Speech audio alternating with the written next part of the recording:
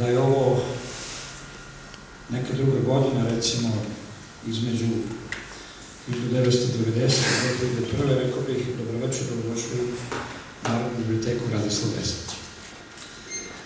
Dakle, ovaj hram kulture i hram knjige je od 1990. do 2001.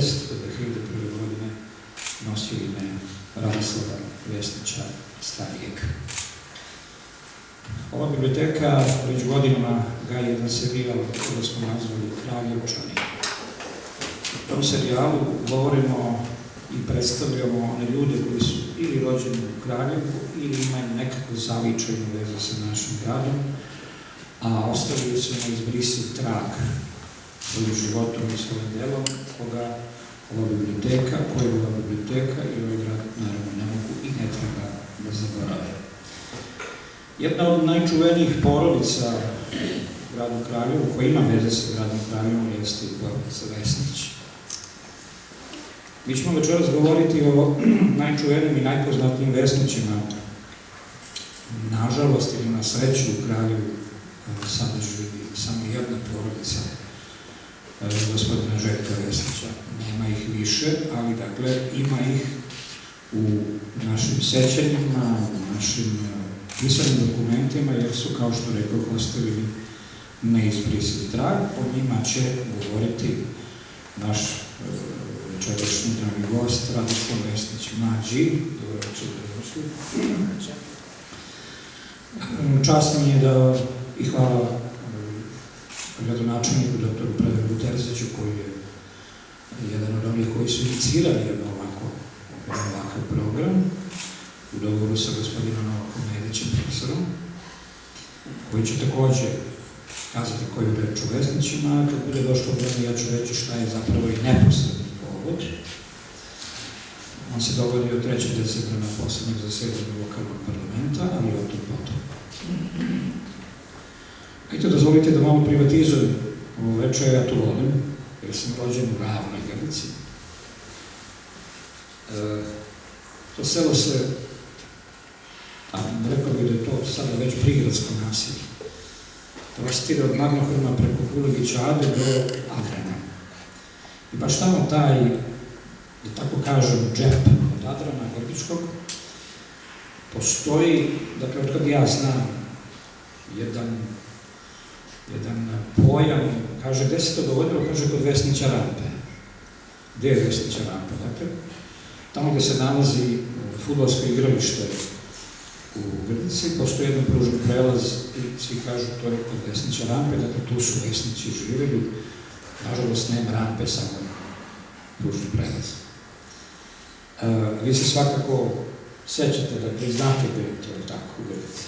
Sad da kažem da su Vesnići se doselili oni su sa Peštera i okoline Sjenice, doselili su se, dakle, u Kraljevo, odnosno u selo Grdicu i tu su neko vreme živjeli. Svakako najpoznatiji Vesnić jeste dr. Milenko Vesnić, diplomata, ministar i jedno vreme bio i predsjednik vlade Kraljevine Srba, Slovenaca i Hrvata. I to je onaj diplomata koji je sa Nikolom Pašićem u Parizu prisustvovao potpisivanju Versajskog mira. Da ja ne bih oduzimao, dakle, vaše reči i rečenice, jer ćete to vi svakako govoriti od mene, a govorit ćemo ne samo o Milenku Vesniću, nego i o Radoslavu Vesniću starijem. Milenko Vesnić je pradeda vašeg večerašnjeg gosta, a Radoslav je deda. Vi se svakako, ne znam da li se pradede sećate, ali dede svakako. Ne, a po dede sam odrastao. Da. Hajde, recite nam, dakle, nekoliko vaših utisaka, impresija o mestu gde su vaši preci živjeli. Prvo, želim da pozdravim Kraljevčane. Ja sam inače rođen u Novom Sadu i odrastao, učio osnovnu školu i gimnaziju, u Beogradu sam studirao i živim u Beogradu. Ali se osjećam i Kraljevčaninom baš zato što su moji preci odavde. I zato je možda najzaslužnija moja baka, Vera, koja je meni kao malom stalno pričala Nekad su bake pričale o Kraljevu, o Grdici, o Adranima, Lađevcima, Samajlima i tako dalje. I tako da je to prosto jedna mitska zemlja za mene bila, kao dok sam bio dete. Naravno, danas uvek rado dođem da vidim ljude koje poznajem, a drago mi je da poznam neke ljude koje nisam do tada znao. Pre svega, što kaže fini čovek, da privatizujem, ovde je moj brat Željko, ovde je moj sinovac Bora, moja unuka Jelena, ovde je Velja Pešić, moj rođak, a eto, tu su i, da ne nabrajam, još ljudi koji su moji prijatelji, koji drago mi je što su došli. Vesnići su, kako je rečeno, došli sa Peštera, ali njihovo poreklo iz Zete. Znači, negde 1832. posle Zetske bune, mnogi Srbi beže od Turaka, odlaze u Toplicu, pa odatle na Pešter. I na Pešteru, kod Sjenice, selo Dunišić, oni tu žive. Međutim, Radonja, moj čukundeda, je bio čovek hajduk i ja nekad osetim tu hajdučku krv u sebi. On ubije neke Turki i Arnaute i oni njega ubiju. Ne, on ih u stvari orobije, tako da kažem, ali oni njega posle ubiju i sada šta će? Oni krenu nazad. Deće ne mogu nazad u Crnu Goru, oni odluče. U to vreme je kneževina Srbija donela jedan zakon da iz Turske narod može da se naseljava u Srbiji. I oni preko Javora dođu u Grdicu, tu dobiju jednu zemlju i oni se tu nastane i vredno su radili i tako dalje. Ja moram da pročitam, da kažem samo ta imena, moram da pročitam zato što, eto, bar će da se čuju ako nećete zatvarati, oni možda me ne čuju. Novoj Plana, njihov sin je taj hajduk Radonja.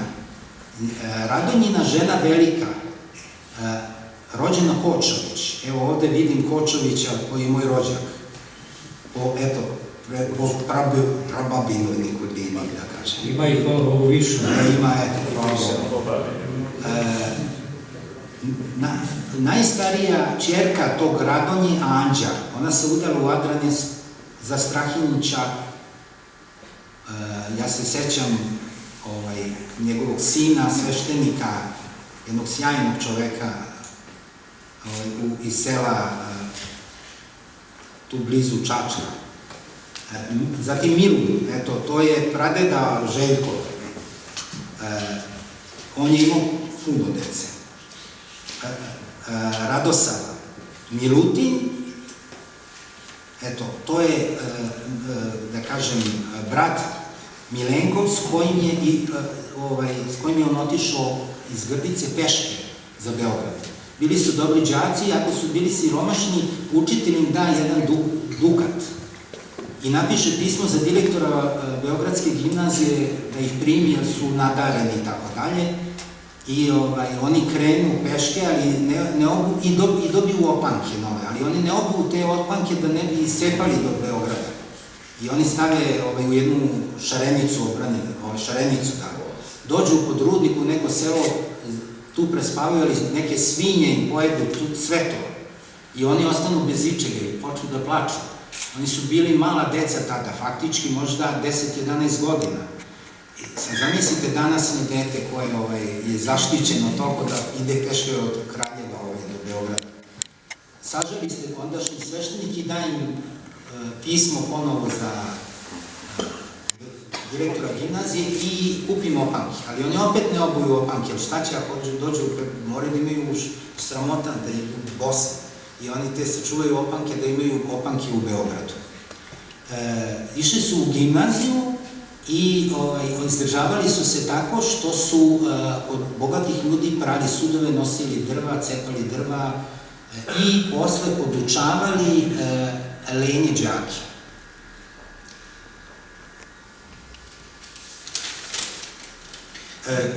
Ja samo molim, dakle, da ne prelazimo ni na jednog posebno, želim nešto i o vama da kažemo. Dobro, ali ja bi ovo je bilo bitno je da se zna, znači, oni su za vreme školovanja bili dobri đaci, ali su pre svega Milenko, on je pisao, od uvek je voleo da piše, pa je pisao za Nadu, pa je pisao za Golu, pa je pisao za Zmajev Neven,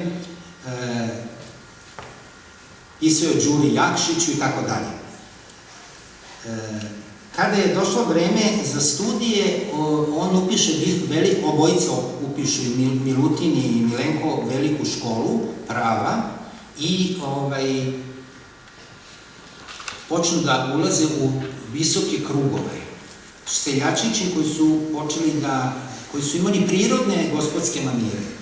Naš seljak je od uvek imao manire i ja ću samo da kažem, Crnjanski je napisao o embahadama, o 3 srpska diplomate, kaže, Pašić, Vesnić i Baludžić su na svim susretima svih tih diplomata, ruskih, britanskih i tako dalje, bili najlepši, najelegantniji i najgosposteniji. Možda je on bio pristrastan, ali ipak to nešto govori.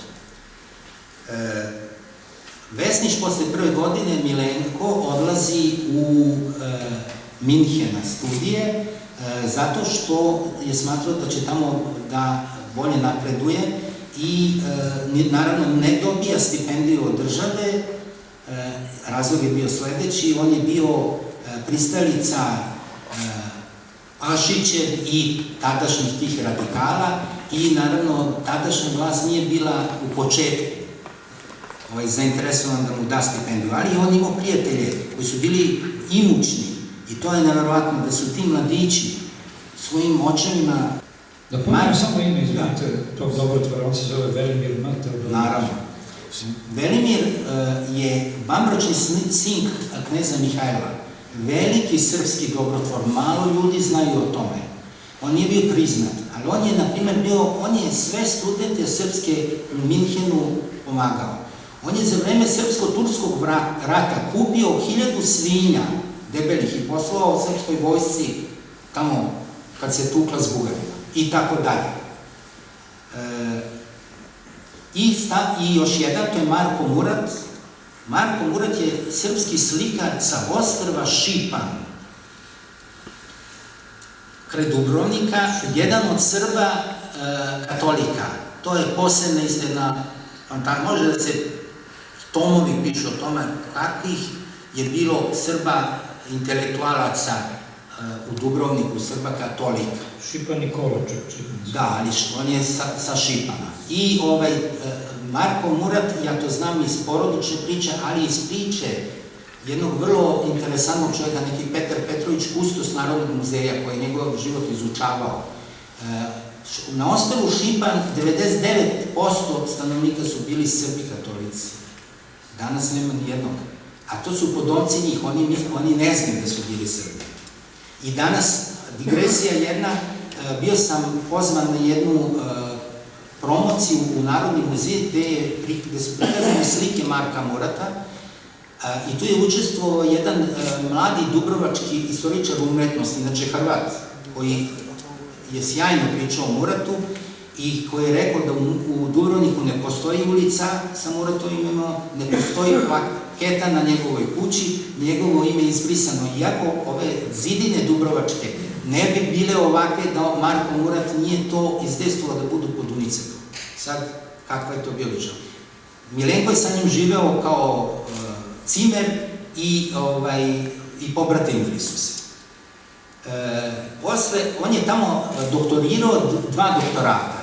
Znači, i dobio je od toga Velimirovića. Ja imam kod kuće svoje Lovoro venac i jedan zlatni sat koji je, nažalost, ukraden u Kraljevu 1936. godine. Neki je upao u kuću Vesnića i ukrao razne stvari, pa je taj sat. I taj sat, naravno, nije imao vrednost samo zato što je bio zlatan, nikako. To je bila porodična vrednost, tako da nam je žao zbog toga. Naravno, nikad nije pronađen. Po završetku, znači, on je dvostruki doktor, prvi od Srba koji je doktorirao u Minhenu, 1888. Posle toga ide u Pariz, ide u London, tada već dobija stipendiju državnu, jer su razumeli ljudi, bez obzira što nisu bile iste stranke, da takvi mladi ljudi Srbiji trebaju i oni su se svi vraćali, da ih ne nabrajam koliko je njih bilo, vraćali su se, nisu ostajali tamo, nego su se vraćali da svojoj zemlji pomognu.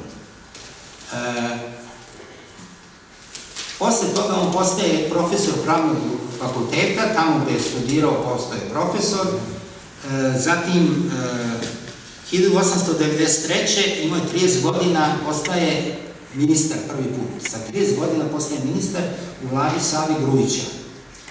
U ono vreme liberali koji su bili na stranci gledali su sa podsmehom na te mlade seljake bivše, smatrajući ih da su prosti i tako dalje, pa je čak i kralj Aleksandar Obrenović koji se vraćao jednom kočijom sa Jovanom Žujevićem, velikim geologom i predsjednikom Kraljevske Srpske akademije nauka, i sa ćerkom Stojana Novakovića, velikog pisca i diplomata srpskog. Ta devojka je hvalila Vesnića, a kralj je rekao, Vesnić, pa to oni su svi u tom smislu, ne treba uopšte da o njima pričamo. Ja da sam ministar finansija, ja bi ga postavio za, sad je on rekao tursku reč, ja ću reći srpsku, za carinika tu negde na ulazu u Beograd. Ali je sjajni Žujović mu odgovorio, naravno to sam sve pronašao pišući ovu knjigu o dokumentima i starim knjigama, kaže, pa što ste ga onda prihvatili da bude ministar? Ako smatrate da on i njegove kolege nisu, ali naravno kralj nije znao što da odgovori. A to govori ne samo o kralju, nego govori o Žujoviću koji je mogao kralju da kaže tako. Bio je takva ličnost i takav autoritet.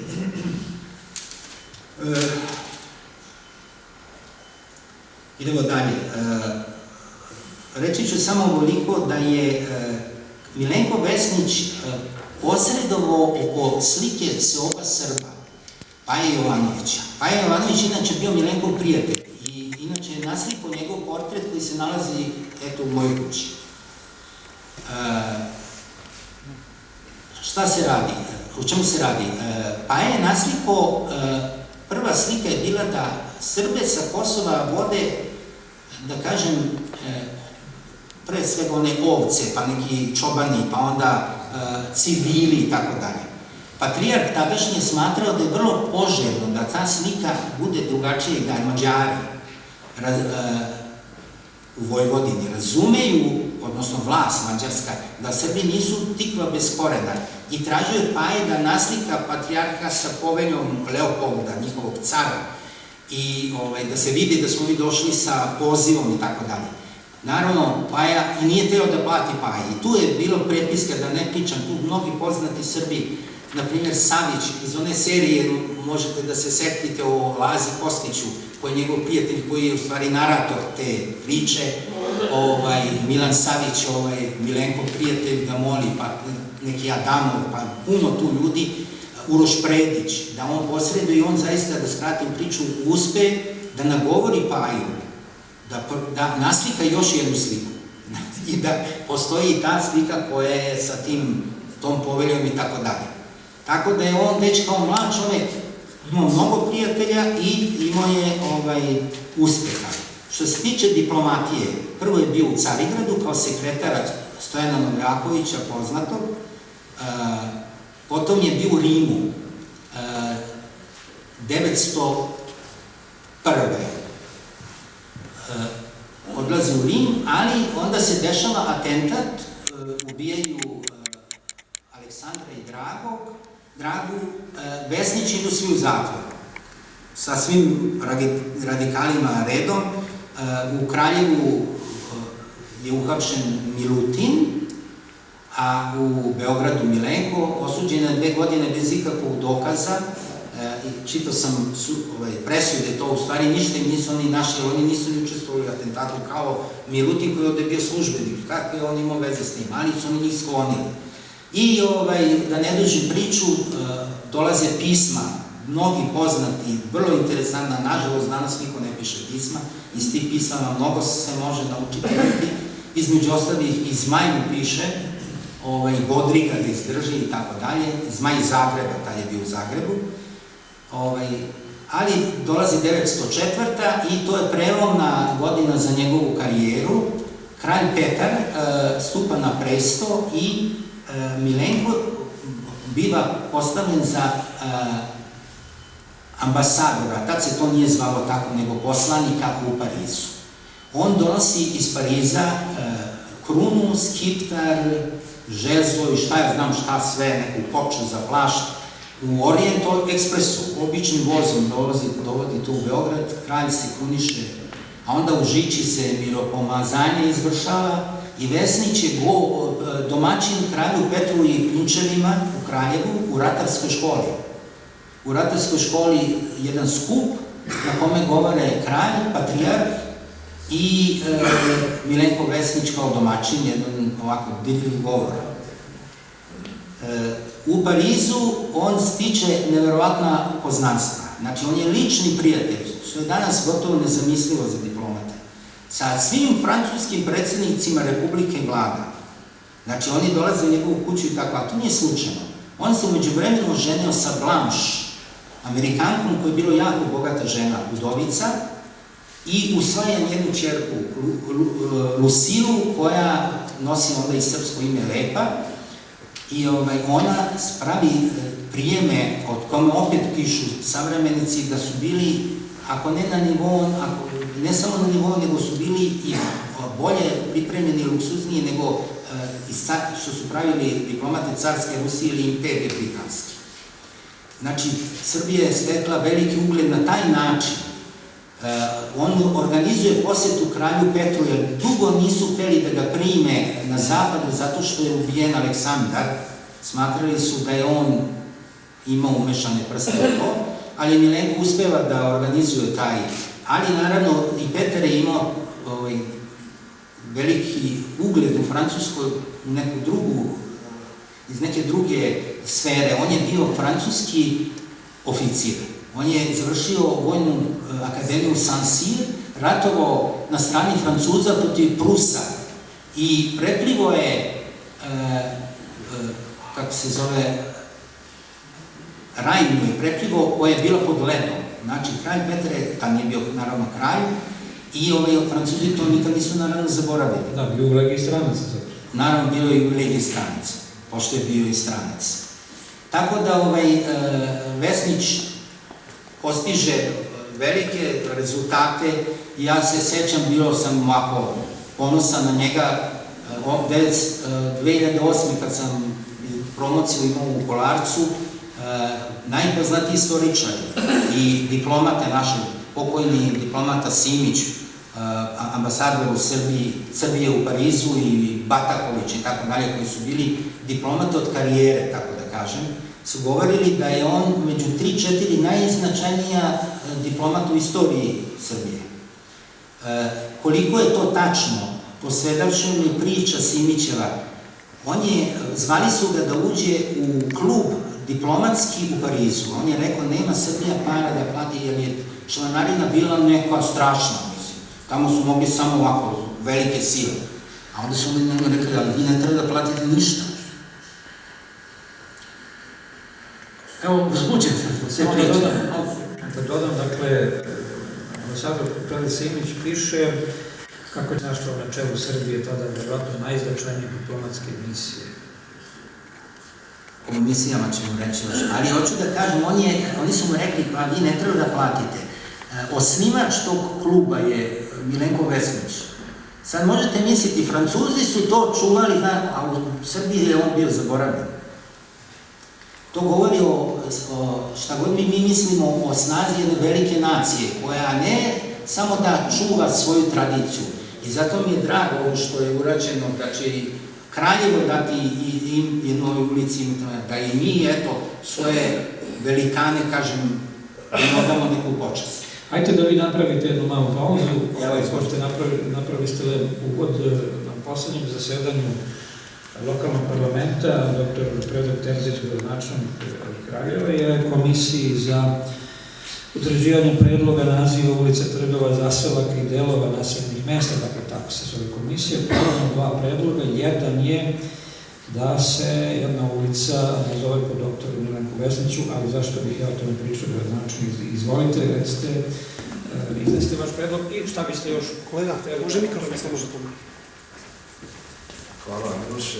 Zbog svog zdravstvenog stanja moje izlaganje će biti nešto kraće i manje sadržano, ali nisam želeo da propustim i da nekoliko reči ne kažem o doktoru Milenku Vesniću. U doba 19. veka postojala je velika društvena pokretljivost u okviru jedne generacije.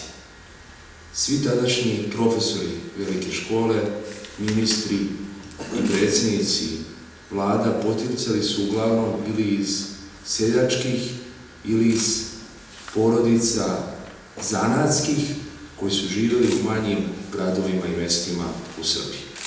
Tako je deda Slobodana Jovanovića, prvog Slobodana među Srbima, a otac Vladimira Jovanovića, prvaka liberalne stranke, bio ćučija u Šapcu.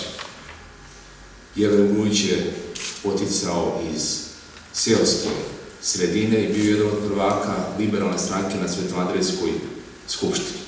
Otac takođe liberalnog političara Stojana Boškovića, živio je takođe jako skromno, bio je terzija u Svilajncu. I možemo nabrajati i dalje. Ali ono po čemu se razlikuje dr. Milenko Vesnić od njih jeste što je on rođen na teritoriji Otomanske imperije. Kao malo dete, govorio je gospodin Vesnić, došao je u okolinu Kraljeva u Grdicu. Radom i trudom uspeo je da dobije preporuke kako bi nastavio svoje školovanje u Beogradu. A tamo, na početku radeći teške fizičke poslove, uspevao je da obezbedi novac za svoje škole. Vremenom videvši da su roditelji njegovih školskih drugova znatno imućniji od njega, ali manje talentovani i manje vredni, on je shvatio da podučavanjem svojih drugova može na lakši način da stekne novac kako bi nastavio školu. I trudio se. Iako zbog svojih političkih uverenja nije dobio stipendiju, uz pomoć nepriznatog sina kneza Mihajla Velimira Teodorovića, znate i sami da je pravo prezime vladarske dinastije Obrenović u stvari Teodorović, jer prvi muž baba Višnje je bio Teodor, po kome knez Miloš i nosio prezime. Kasnije on uzeo prezime svog znatno poznatijeg brata i kneza iz prvog srpskog ustanka Milana Obrenovića. On je pomogao ovom mladom i talentovanom čoveku i on već u svojoj 30. godini u vladi generala Save Grujića postaje ministar. U to doba to nije bila tako veliki izuzetak, jer se radilo o mladim, obrazovanim ljudima koji su doktorat stekli, kako se tada pričalo, na strani. Oni su učinili i društvenu, i intelektualnu, i političku elitu zemlje. Ljudvika Trgovčević u knjizi Planirana elita kaže da 70% srpske elite u 19. veku se školovalo na univerzitetima na strani. Oni koji su studirali teološke nauke, školovali su se na prostoru današnje Rusije i Ukrajine, a oni koji su studirali pravo, ekonomske nauke i tehniku, studirali su na zapadu Evrope i u zemljama centralne Evrope. Milenko je uspeo da najveći deo svoje karijere provede kao diplomata. On danas jeste upamćen kao predsjednik dve kraljevske vlade Srba, Hrvata i Slovenaca, ali treba reći da su vlade u periodu između dva svetska rata kratko trajale. Tako da je njegovo predsjednikovanje bilo duže tek od nekih 6 meseci. Ali prava pomoć i srpskoj državi i naciji ugledala se u njegovoj diplomatiji. Prvenstveno u njegovom delovanju u Parizu u periodu od Majskog prevrata praktično do kraja njegove političke karijere i života, ali i u misijama, u borbi tokom Prvog svjetskog rata da proširi granice ove zemlje. Mi danas često govorimo samo o Mihajlu Pupinu i o njegove borbi za vreme Velikog rata u Sjedinjenim Državama, da proširi granice tadašnje Kraljevine Srba, Hrvata i Slovenaca, da Srbiji pripadne deo Banata, da joj pripadne Bled u Sloveniji. Ali zaboravljamo koliko je Milenko Vesnić sa svojim suprugom Blaž uticao preko značajnih krugova u Sjedinjenim Državama da Srbija i nova država Kraljevina Srba, Hrvata i Slovenaca postanu jače, veći i priznatiji u međunarodnim odnosima. Ovo je pravi primjer jednog čovjeka koji je u jednom ljudskom veku, koji je trajao manje od 60 godina, uspeo da od sela u kom se rodio, s kojim danas kažemo da je na Pešteru u Sjenici, tada je to bilo u Turskoj, stigne ne do Grdice, ne do Kraljeva, tadašnje Karlovca, ne do Beograda, nego do Pariza, Londona, Haga, Stokholma, mjesta gdje se školovao i gdje je bio član različitih instituta, do Carigrada i Rima gdje je službovao, Pariza gdje je proveo najveći dio svoje karijere, da doprinese svojoj zemlji, svom rodu, ali nažalost da je u periodu kada se nije tako lepo govorilo o ljudima koji su se politikom bavili u 19. i 20. veku, bude donekle zaboravljen. Ali zahvaljujući njegovom rođaku, znate i sami da dr. Milenko Vesnić nije ostavio potomaka, danas možemo da pročitamo mnogo ne samo o Milenku Vesniću, već i o prilikama u Srbiji u to doba, da vidimo kako se živelo, na koji način se školovalo i kako je jedno seljače uspelo da postane predsjednik vlade. Meni je veoma drago što je Radoslav Vesnić mlađi danas među nama. Ja bih više ostavio prilike njemu da govori, a voleo bih da svi vi koji niste pročitali njegovu knjigu, to uradite u narednom periodu, jer verujte, ovo je knjiga u jednom od najznačajnijih kraljača. Pored nekoliko ministara iz tog doba, od Mazovića, od Kojića, kasnije Vojsilovića, prvo mesto sigurno zauzima Milenko Vesnić, i to ne samo zato što je imao najvišu funkciju kao predsjednik vlade, već zbog toga što je ceo svoj život posvetio srpstvu i borbi za snažnu državu na ovom prostoru. Hvala. Ne da dopunim, ali da kažem, kad ste već pomenuli Pupina, koji ima jaka veze sa Budovicanom, Milenko Vesnić bio član mirovne, zapravo bio član komisije za izradu takozvanog pakta o Ligi naroda koji je vodio Woodrow Wilson. I da je još kao mlad formulisao jedan životni kredo koji glasi sve za obraz, obraz ni za šta.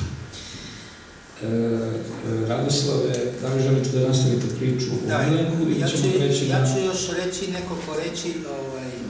Gospodin Terzić je lepo govorio i o diplomatskim stvarima. Ja ću samo napomenuti da je Vesnić bio potpisnik 13. godine u Londonu mirovnog ugovora sa Turskom.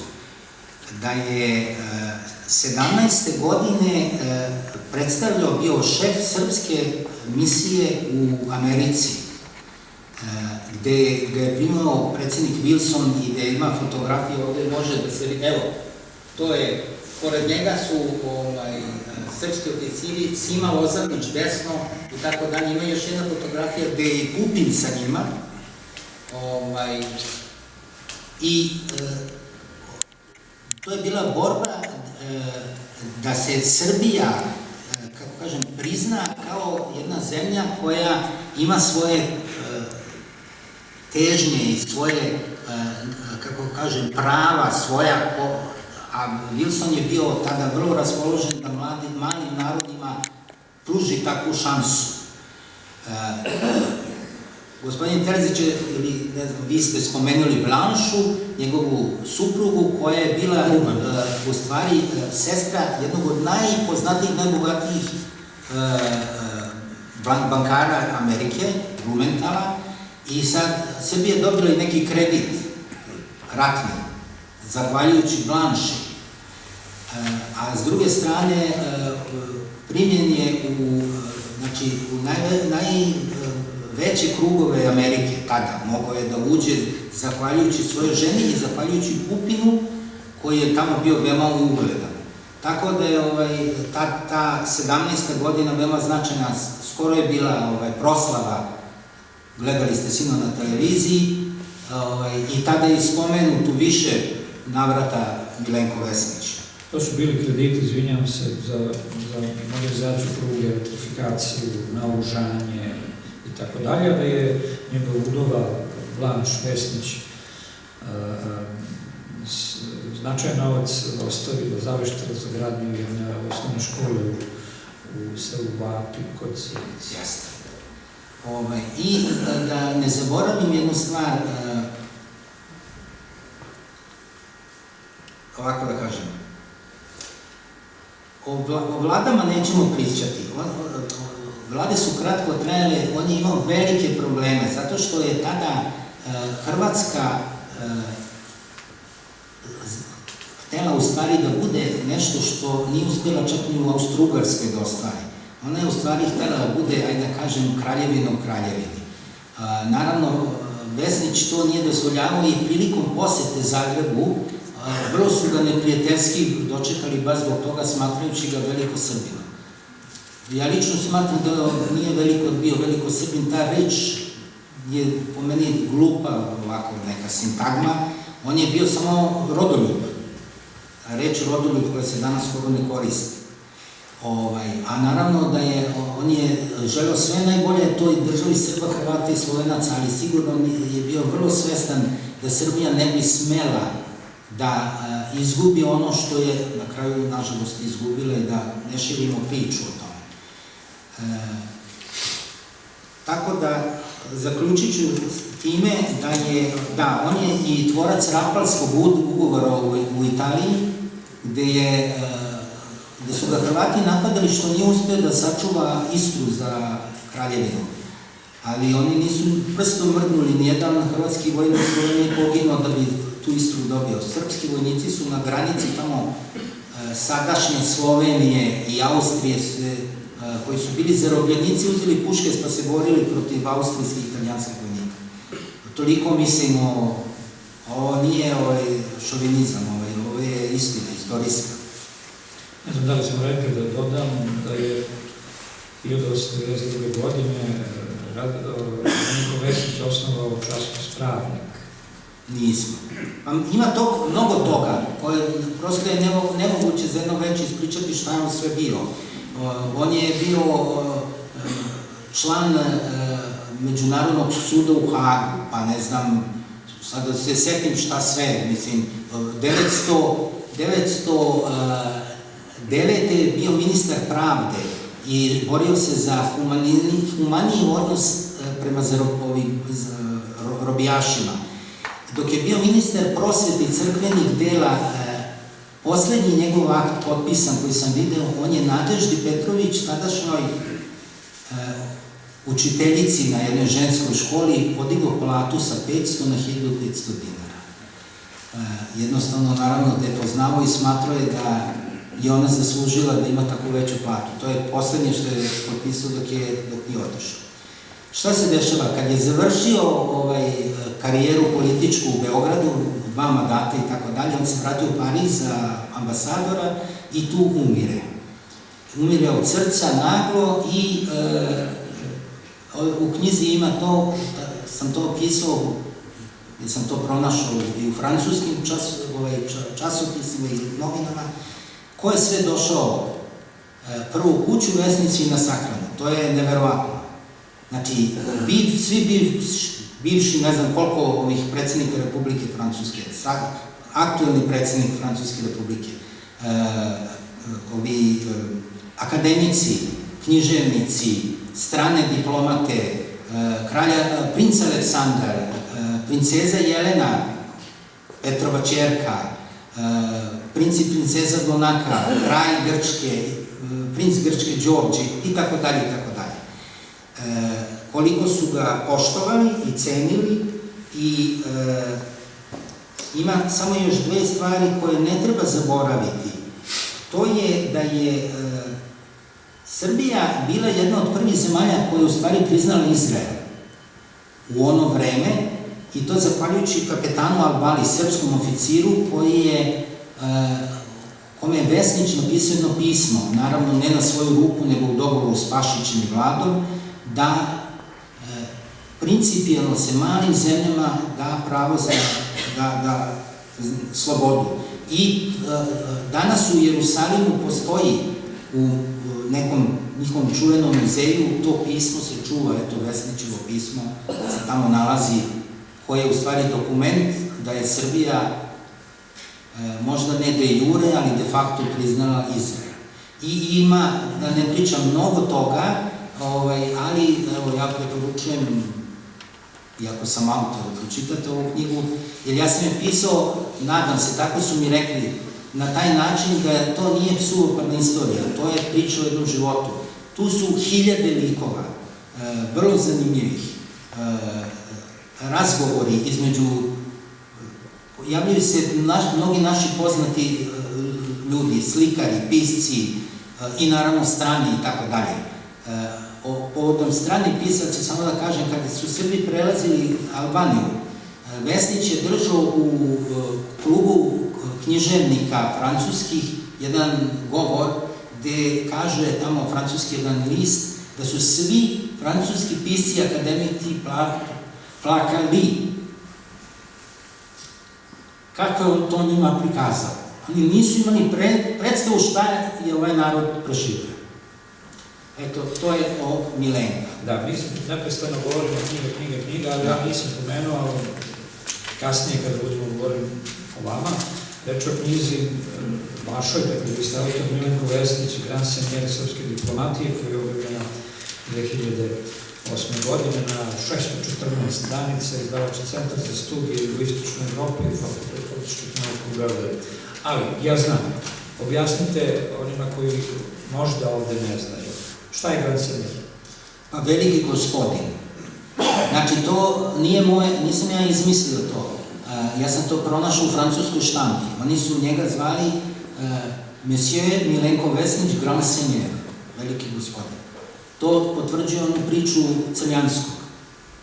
Znači, ovde može da se vidi, dobro sad tu ide slajd, evo ima i na naslovnoj strani kakve su uniforme nosili srpske diplomate. Znači, to danas diplomate ne nose uniforme. Ja sam čak vidio neke francuske diplomate, nažalost, koji drže ruke u džepovima, razgovaraju s novinarima. To je nezamislivo bilo nekada. Nekad su postajala gospoda u pravom smislu reči. U muzeju diplomatije u Ministarstvu spoljnih poslova ja sam video, dakle, frak Ive Andrića, diplomatska, ali Milenka Vesnića ne. Otac njegov Milutin je inače, ovako ću da vam kažem, 1898. Ibar poplavi, izlije se kod Mataruga i dođe jedan seljak kod njega i kaže mu da se osjeća neki kao smrde jaje, sumpor. On ode tamo, on je bio poreski načelnik i odmah pretpostavio o čemu se radi. On sa Savatijem Božićem, sveštenikom kraljevačkim i još nekoliko poznatih kraljevčana pošalju tu vodu u Beograd kod doktora Leka koji utvrdi da je ona lekovita. I oni su u stvari posle napravili, ajde kažem, da se ne znam kako se to zove, društvo za Matarušku banju, u stvari oni su osnivači. Postoji fotografija iz 1902. Tu između ostalog i postoji, ja imam tu fotografiju iz 1902. gde su Vesnić, Leko i ostali Savatije kao osnivači fotografisani. To je takozvano fondatorsko društvo. Da, oni su, znači, eto, ja kažem, eto, moj predak je osnovo jedan od osnivača Mataruške banje. Koliko smo vezani za ovaj kraj. On je bio 99. godine sa Evo, zvanično osnovana. Novak je to vrlo podrobno izučavao. Majka moga dede je bila učiteljica iz sela Šume kraj Ivanjice. I on kao dete je igrao, da kažem, školskim priredbama, a onda je otišao u gimnaziju u Kraljevo, u Čačak, i to je prvi put vidio pozorište. Putujuća trupa Sinčević. I on je, posle prve predstave, ne mogu da setim sad kako se zove, ali bila je sutra dan predstava Boj na Kosovu, on zamoli glavnog, zvao se Delini, vlasnik i glumac i reditelj, da on igra, da statira. I to je prvi put da se pojavio na daskama koje život znači. Nikada nije hteo, to je bio njegov put. U Beograd, kad su se preselili, on je išao sa majkom da gleda pozorišne predstave u Narodnom pozorištu i kako je rastao, njegova sećanja su, na primjer, da je odlazio pred Narodno pozorište sa dva svoja druga. Jedan od njih je Milutin Bojić, koji ne samo da je bio njegov drug, nego je bio njegov kum. I Radoslav Vesnić je 1915. povlačeći se preko Albanije, nosio Bojićeve pesme u svom šinjelu, ali nažalost je on izgubio te pesme i Bojić je, nažalost, umro 17. Na Krfu, ali je ostala ona sjajna njegova pesma Plava grobnica. Dakle, Vesnić, Radoslav se družio, kao što se Milenko družio sa poznatim ljudima, u svom vremenu on se družio sa poznatim ljudima, pre svega iz sveta umetnosti. Interesantno je da beži, iz gimnazije beži u Šabac da bude putujući glumac i naravno otac i majka šokirani pošalju potragu za njim, policija ga tamo, žandarmerija pronađe, tamo se spremao za neku probu, oni ga stave, on neće da ide kući, oni ga zatvore u neki podrum s nekim kriminalcem, to mi je pričao, čovek okovan, one bukagije, neki ubica, a on kaže, eto, ja sam sa ubicom zato što sam teo da budem glumac, ili kako su oni govorili, cirkuzant.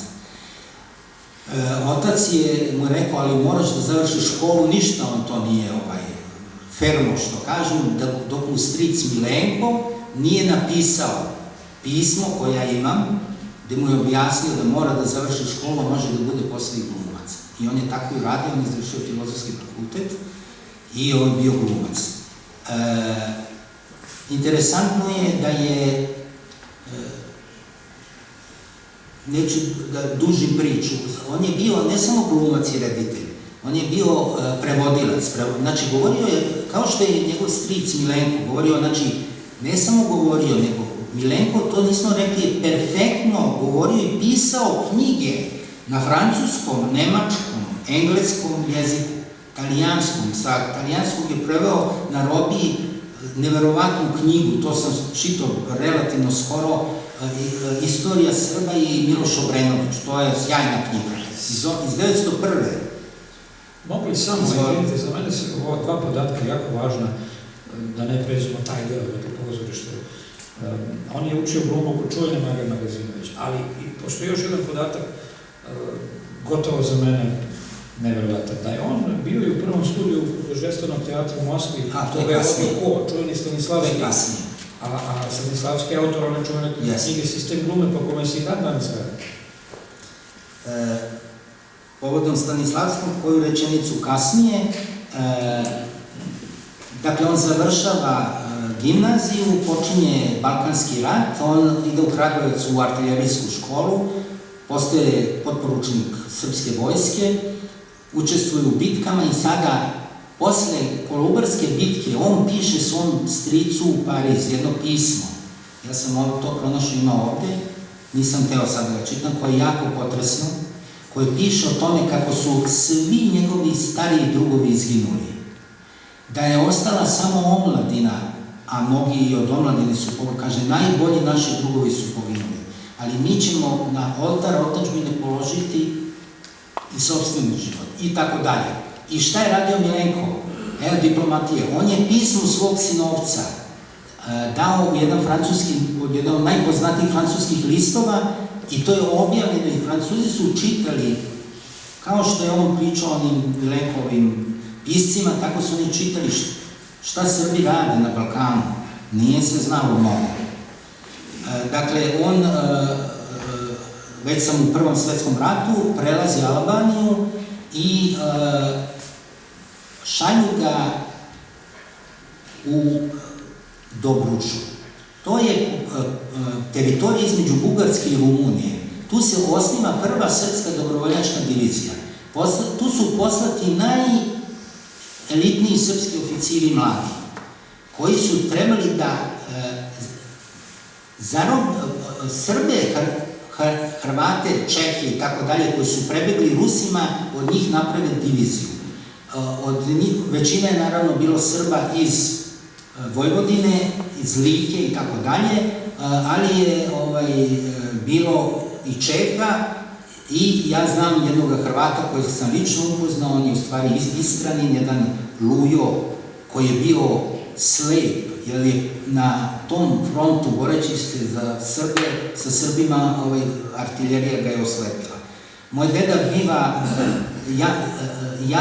da kažem, artiljerijski oficir je jahao na konju. Nikad to neće zaboraviti. Jedan mali čovjek dolazi kod nas, deda je već bio star, sa Voždovca, ko zna Beograd, došao peški u Železnik. Ne znam, mislim, ima 20 km. Ja kaže, ja ne idem autobusom. Ja sam bio ordonans Radoslava Vesnića. I on mi ispriča priču koju sam ga ja molio, posle onako na mašini napisao. To je neverovatna priča, kako su oni jahali kroz neki kukuruz i naišli na Bugari, kako je to. Bugari su bili šokirani, jer oni su se docad tukli sa Rumunima koji su bežali, sad moram tako da kažem, to je istina, bar mi je pričao ordonans moga dede, a i istorijski nisu bili voljni da se bore, odjednom su Bugari naišli na Srbi i tu su bile strašne borbe i to jedno je tih borbi deda biva zatrpan zemljom, artiljerija zatrpan i ga pošalju u Moskvu na oporavak. U stvari prvo u Odesu i tu ima sjajnih epizoda, mislim, gde deda vodi neke zarobljene ruske oficire, čak jednog generala i predaje ih kozačkim generalima u Odesi. Ceo roman može o tom samo da se priča. Dolazi u Moskvu i tu se upisuje u taj budežestveni studio kod Stanislavskog, koga i danas citiraju, jedan od najvećih teoretičara u istoriji teatra. I šta radi Stanislavski? Na jednoj predstavi u Bolšoj teatru on njega stavlja u ložu svoju i pred početak predstave on ustane i kaže publici: u ovoj loži pored mene nalazi se mladi srpski oficir, Radoslav Vesnić. I kaže nekoliko reči o junačkoj borbi srpskog naroda i tako dalje. To su bile ovacije, pre svega Srbiji, naravno, jer on je tada samo predstavio Srbiju, ali on je tu učio tu glumu. Kako je stigao dotle, možete misliti, sa Solunskog fronta, lađom do Francuske, vozom kroz Francusku, pa u La Manche, pa su išli okolo Selenim ledenim okeanom, sve do Murmanska, pa su tu išli vozom da bi stigli tamo u tu Dobruđu i borili se i najzad oformili, naravno, tu srpsku dobrovoljačku diviziju, doveli je na Solunski front i probijaju Solunski front i oslobađa se Kraljevo i sad ima jedna priča koja je istinita. U Kraljevo na konju ulazi jedan oficir, Radoslav Vesnić, ulazi u svoje rodno mesto. Na trgu ovom ovde stoji njegov stric, njegov pradeda, Milu, i pored njega je devojčica od 4 godine, Caja, Radoslavljeva ćerka koju nije vidio. Zamislite, od 12. do 19. Srbi nisu skidali uniformu. I Milu kaže: Caju, ovo je tvoj otac. Ili kako se voli, ovo je tvoj oco. ali naravno nema zadržavanja, ulazi u Novi Sad i tu, i da opet ja sad kažem priča, ja tako pišem knjige, jedna od tih je i ova, a jednu spremam, gde u Novom Sadu masa naroda ga dočekuje srpsku vojsku neverovatno razgradano. Kasniji poznati glumac Stanoje Dušanović meni lično priča o tome, kaže, vidim ja jednoga visokog, stasitog, plavog vojnika, taj mi je odmah pao za oko, kad sutra dan on se pojavljuje u Srpskom narodnom pozorištu. I naravno, pošto je volio pozorište, on tu sa njima nešto radi, sarađuje, ali oni ga šalju dalje, dolaze u Kikindu, postaje komandant mesta. Ali, sad slušajte, 919. on odlazi u Hrvatsko narodno kazalište na audiciju. I on tamo biva primljen, igra Romea, ali igra i Boška Jugovića u smrti majke Jugovića, koji je napisao Ivo Vojnović. Jedan od Srba katolika, jedan sjajni pesnik, koji je pisao Dubrovačku tragediju, trilogiju, fantastična priča. Danas to niko ne čitao, to su neverovatne stvari. Ali kako, on poznaje i Luju, a naravno Ivo Vojnovića, zato što Ivo Vojnović prijatelj i Milenka i Milutina Vesnića, kao i Nušić, oni su jedni drugim ulazili u kuću. Posebno je Milutin bio lični prijatelj sa Nušićem i šta je Nušić rekao Milutinu koji nije hteo da svome sinu dozvoli, nadam se da ću da pronađem, ne, nešto drugo, ali ajde, parafrazirat ću da ne govorim. 937. pokojnik napisan, Nušić odlučuje da pokojnika režira Vesnić, jer on smatrao da on će najbolje to da režira. I on režira to, Nušić leži u postelji, bolestan, Vesnić dolazi da ga obaveštava kako idu probe i tako dalje i pita ga, pa dobro, kako je? A on kaže, ovi lekari zlotvori, kaže, propisuju mi dezalkoholizirana pića, denikotizirane cigarete, ne znam, sve u tom smislu, defeminizirane žene. Kad su mi to propisali, znao sam koliko je sati. Nušić je, znači, bio i privatno veoma duhovit i o tome je pričala baka, kako su odlazili kod Nušića, ona i deda, i bili su svi glumci i Nušić kad napiše komad, to je vrlo interesantno. On pozove svoje prijatelje, glumce, reditelje i tako dalje i čita im komad i gleda kako oni reaguju.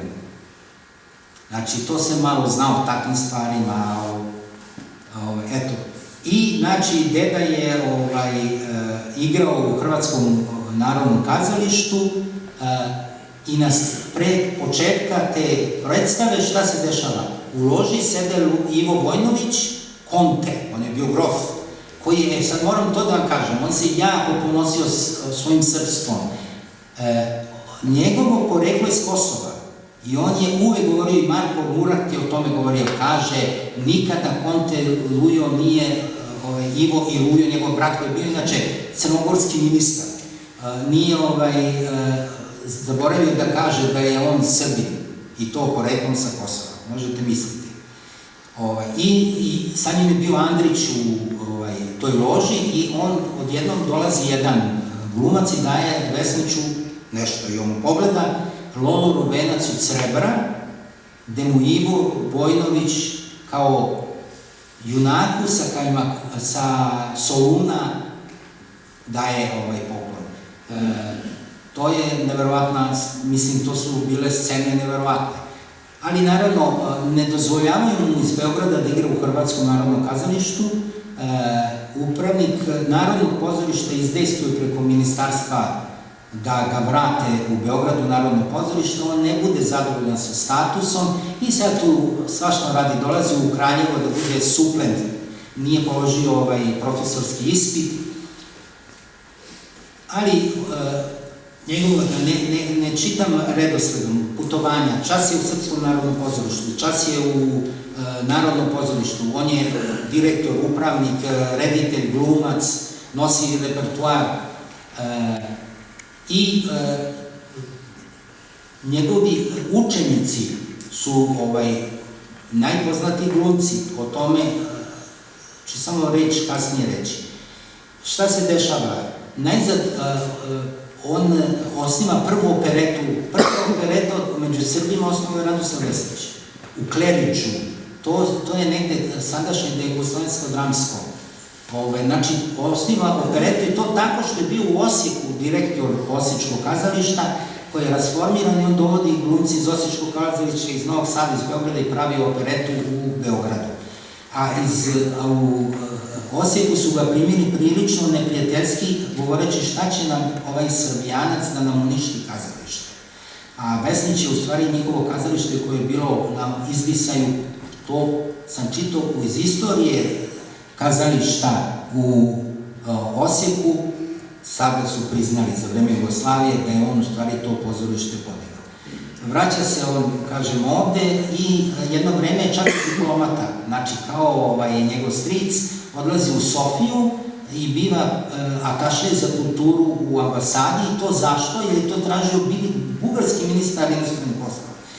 Vesnić je vodio Narodno pozorište u Sofiji, igrala se Koštana koju je on režirao i je bio toliko oduševljen i upoznao se sveštenik, rekao, ovakav čovjek mi treba za atašeja, kaže, pošaljite nam takvog čovjeka. I dolazi pred rat, opet je Vesnić u Kraljevu, jer stalno, tu mu je otac živeo, u Vojvode Stepe su im bile dve kuće, 12 i 14, i najzad, naravno tu je bila rodbina njegova i dolazi Drugi svetski rat, kada on je već potpukovnik rezervni, brani Beograd kao artiljerac, ali eto, ako Bog da da iziđe ta knjiga, ja sam o tome pisao, to su neverovatne priče o izdaji 41. aprilskoj, posebno neki Rupčić, pukovnik hrvatski koji posle seo u avion i odletio u Zagreb i poslao njihov glavni neki general. Imate podatak da je... Taj Rupčić ga je terao da povuče baterije naše preko Save u Srbiju. Mislim, tada je ono bilo, ali jer je znao da ovi hoće da uđu tu NDH. Znači, sve je bilo isplanirano. I dolazi povlačenje, rasulo, on odlazi sa svojim vojskom čak do Plava. Vraćaju se i negde u Prijepolju, to je jako interesantno, nailaze Nemci i blokiraju jugoslovensku vojsku. Ali kako? Nekoliko samobornika. Toliko je bilo rasulo da su se predavali jednom nemačkom podoficiru čitave četiri. Vesnić kaže, ja se predati neću, ja zadržavam pištolj, vojnicima daje slobodno, hoće da ide kući, neki su otišli, ali neki su sa njim krenuli prema Kraljevu. Tu na stanici u Priboju sretne Radu Grajinca, pesnika, njegovog inače odličnog prijatelja, koji kaže, ja tebe nikad nisam vidio ovako razočarano. Ja mogu da znam kao jednog veoma optimističnog čoveka, ali o tim vremenima nikad nije htio da priča. Razumeo sam iz njegovih spisa da je to njemu bilo najteže u životu, teže nego povlačenje preko Albanije. Ta predaja pred jednim nemačkim vojnikom, Pijer Križanić, čuveni karikaturista politike, sreće ga i piše u nekim svojim uspomenama. Kaže, ja sam Vesnića zapamtio 19. u Zagrebu kao srpskog oficira, kao Miloša Obilića smo ga zamišljali.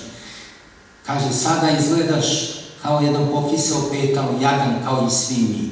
Znači, to je na njega delova strašno, on je uspeo da dođe u Kraljevo nekim vozom iz Užica, noću, kaže, ulazimo Nemci na stanici ovoj ovde, on iskače na drugu stranu pa preko groblja ide do svoje kuće i tu biva.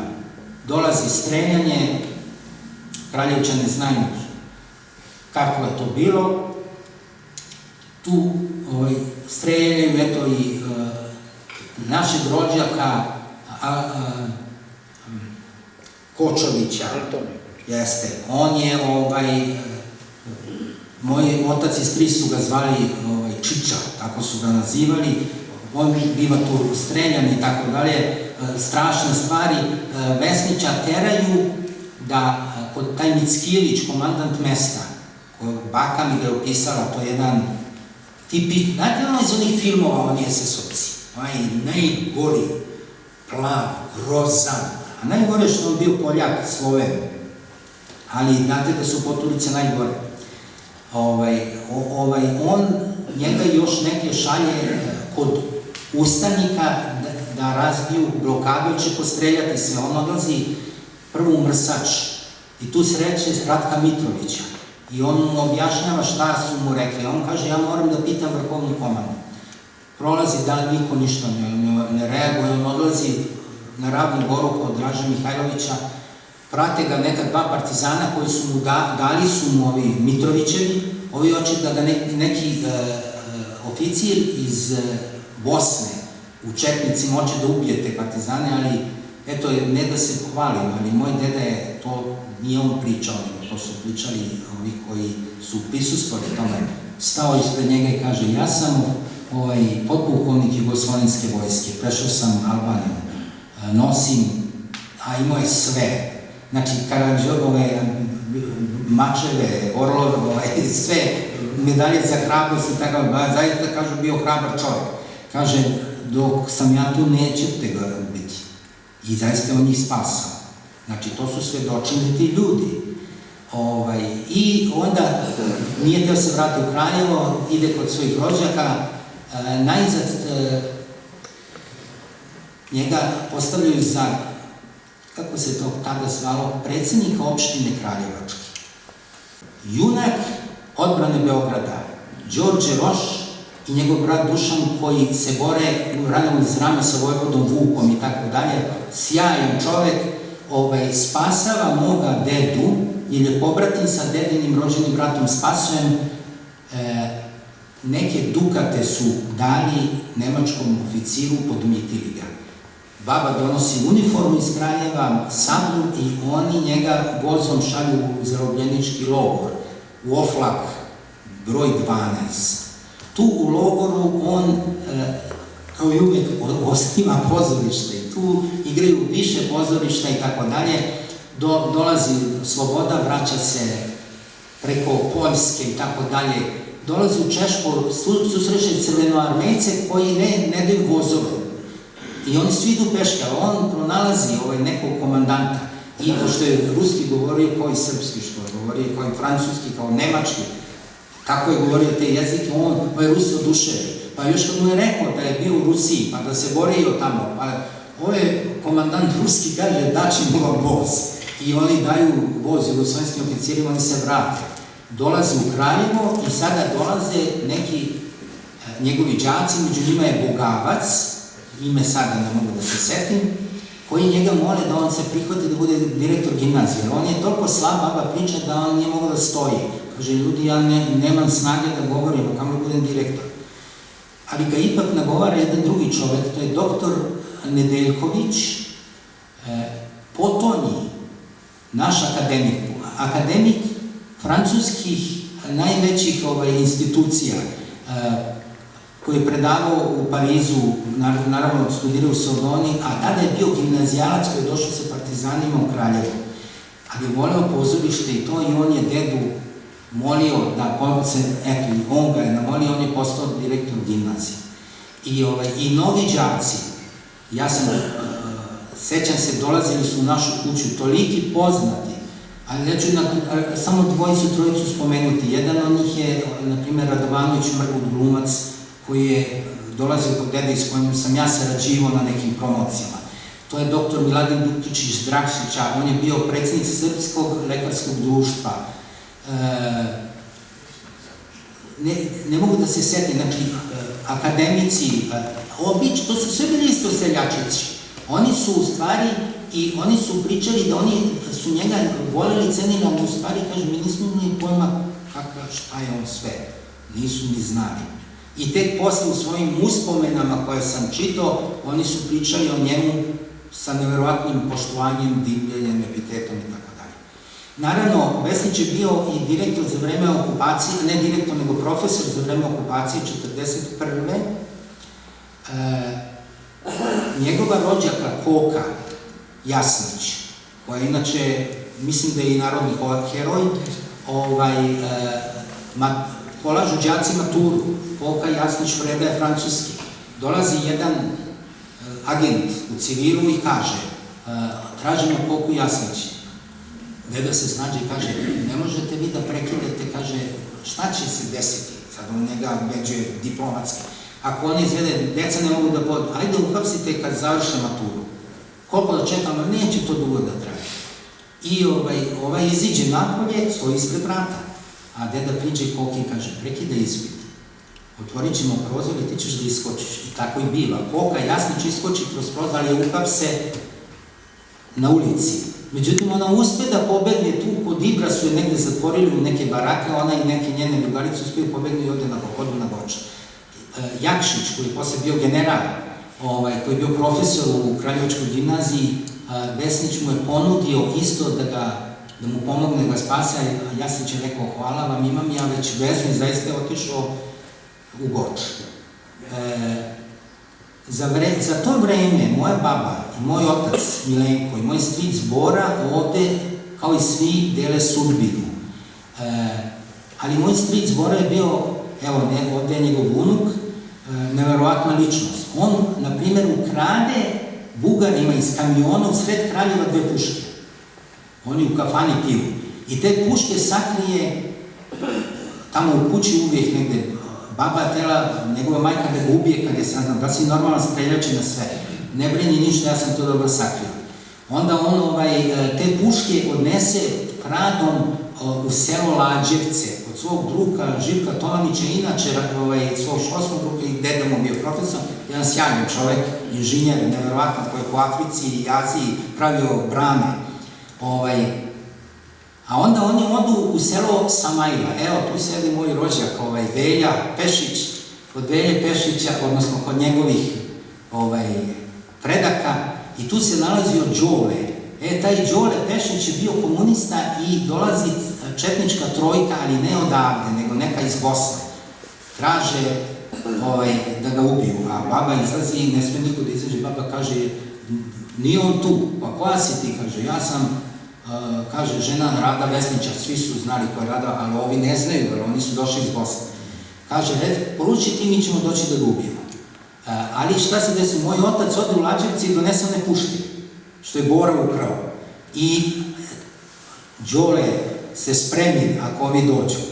I oni dođu jedne noći i Đole s tim puškama, to baba mi priča, to su nevjerojatne se, trči kroz šilji, puca s jedne puške, jednu stavio tamo, jedno kao, prli tihi, to svi, malo mašta, ovo je zaista. On je njih oterao sve, on sam, zaista je bio junak, eto, Veljo, ne znam da znaš što priču. I oni odu. Ali šta se dešava? Oni se uplaše. Međutim, govorimo o Bratuličkom ratu. Kolarević, jedan od dva brata Kolarevića, jedan je u partizanima, jedan u četnicima. Njihov otac moli Radoslava Vesnića da ide, da moli ovog komunistu koji je zarobio ovoga četnika. Tika Kolarević. Tika. I odlazi sad ima ta priča kako oni njega zadovoljaju, govore, druže, kaže, nisam ti ja drug, kaže moj deda. Kaže, ja sam potpukovnik Jugoslovenske vojske, koji ti imaš čin? Znači, on nije imao, dakle, šokiran. Kod koga si ti došao, on kaže, kod komandanta. Vidi njega ujače, kažeš, otkud ti? I kaže, ma nisam teo da ubijem brata, to poslate miru, tako mu se zvao otac. Ali eto, on je o tome. I sad ima priča i o ta dva brata, kako su jedan drugog spasavali tokom rata. Pišem tu priču, da li će biti objavljeno, vidjet ćemo. Posle ću vam ispričati da je srodnik Kolarević, Mišo Kolarević, današnji direktor specijalističkog veterinarskog instituta, meni pređe vremena rekao da je došao do nekih zanimljivih dokumenta koje je pronašao u nekom džaku, da tako kažem, u vezi odnosa braće Kolarevića, ali Tika bio optužen da je zapravo izdao svoga brata, a po svoj prilici da nije. Vi ste govoreći o svojim precima zapravo ispričali priču o sebi.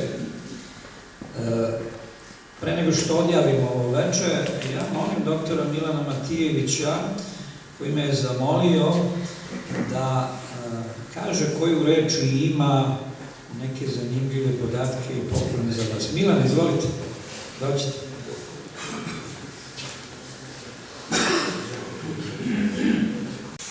Ali ja sam se javio da nešto kažem o profesoru Radoslavu Vesniću. Ja sam bio đak gimnazije, on mi je bio direktor.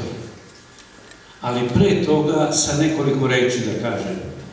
Kada su Kraljevčani hteli da podignu spomenik ratnicima, 12 godina su čekali lokaciju, raspravljali se, diskutovali, to nije išlo. Našli su profesora Vesnića u Beogradu, on ih je ukorio šta to rade. I oni su rekli da ne mogu da dobiju lokaciju, 5-6 puta opština odobrava, pa poništava te odluke i na kraju državni savet je doneo odluku da se u Kraljevu u centru na pijaci gde je bila opštinska vlada podigne spomenik. Oni su smatrali da je tom državnom savjetniku rekao profesor Vesnić da oni ubrzaju to rešenje i da Kraljevčani ne mogu da se dogovore. Takođe ima veze sa nama, u Kraljevu postoji sada društvo za negovanje tradicije oslobodilačkih ratova Srbije Jovo Kursula. Međutim, ono nosi taj naziv sada da bi pomirio različite te pokrete koji su bili i tako dalje. To se nekad zvalo Udruženje ratnika, koje je on pomogao, razgovarao sa hotelijerom Stamenkom Joksimovićem i oni su 1920. godine formirali Udruženje ratnika i mi negujemo te tradicije i učlanjujemo potomce.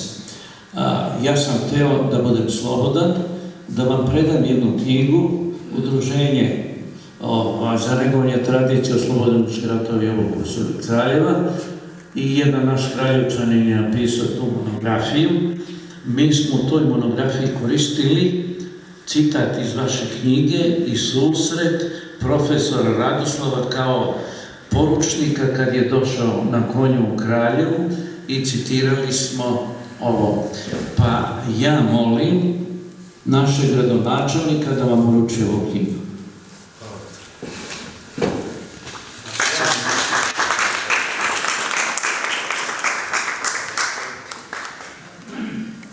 Profesor Radoslav je bio direktor 45. do kraja 47. godine. Ja sam bio đak, tada je gimnazija trajala 8 godina. Često puta smo se mi radovali kao đačići kad smo išli u pozorište. Tako smo mi nazivali, to su u stvari bile probe. I kad uđemo unutra, to je graja. Niko ne može da nas umiri. Na kraju, kad izađe direktor naš, 2 metra visok, krupan čovjek, muk i tako dalje. Ja sam lično imao jednu epizodu, pojavile se neke cigarete, zvale se Ibrići, pušili tamo neki, ajde ja da probam, uhvati me sekretar, za uvo me dovede pred direktorovu kancelariju, izađe on, pomilovao me po glavi, pustio me i otišao sam sam srećan i radostan. Jedan naš učenik je, odnosno ja sam napravio jedan spomenar koji se zove Moja školska generacija. To je generacija 47-54. godine u kojoj smo stavili sliku profesora Radoslava i to je moj lični dar vama da se sećate i da imate tu građu šta je on bio. Mnogo lepa sećanja